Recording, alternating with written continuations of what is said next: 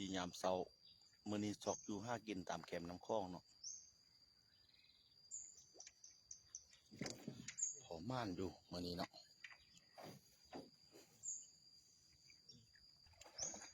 กำลังเริ่มม่านเนาะปะยอน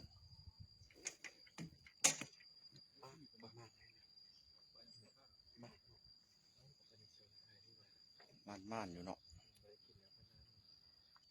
ม่านอยู่เนาะบาทเดียวเด้อนี่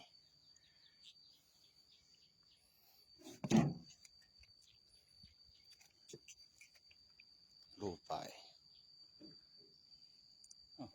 ม่านปะยอนไว้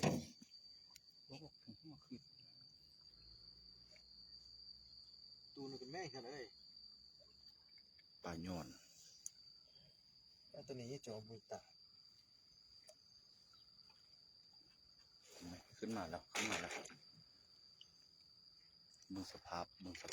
โอ้ตายตูนเด้อ มาดูเนาะมื้อนี้เนาะสภาพปะยอน นกเขานี่นกมีโอ้นกเขาก็มีเขา เอเลกะลำหำ รู้ได้คนนี้อ่ะ เบิ่งสภาพถูกกะลำหำประโยชน์บาทเดียวลูกป้ายแล้วเนาะไอ้บอลลอนตีนี่ฟ้าขึ้นมาเถอะเธอน้อยตายแล้วนั่นนี่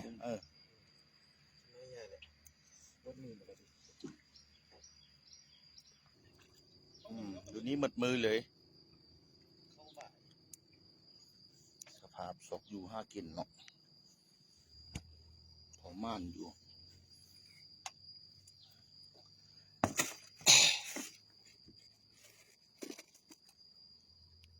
ตะยอนขึ้นเวลาลำขึ้นเนาะ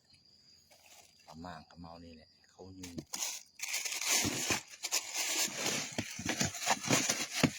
ปลาโยนตา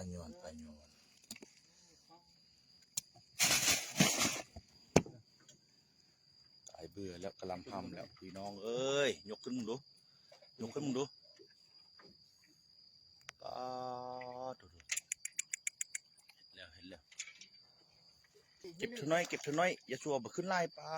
ถุงมุนสลับแล้วมันนี่มองสู้ปุ่นหักเงียงมันพร้อมหักเงียงนั่นแหละต้มเจียวนี่สุดยอดได้ต้มเจียวเนี่ย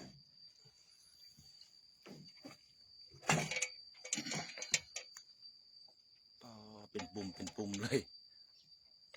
สภาพอยู่กับธรรมศาสตร์เอาย่องว่าแต่นเดียดตลอด แขมข้อง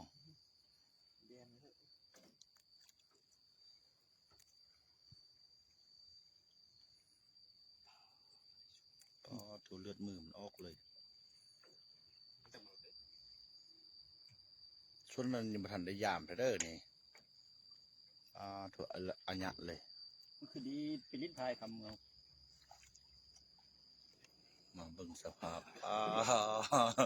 เป็นตาแล้วนี่มองนี่เอาทิ่มเลยมองเนี่ยชื่อดังมากกันมันนำนั่นกับพี่ลึกเลยเอาเบิ่งแต่ซ้ำนี้เด้อกดปากก่อนปากทึกลากไปสภาพเห็นแล้วตัวน้อยดึงว่าไงอยู่นะวันเนาะ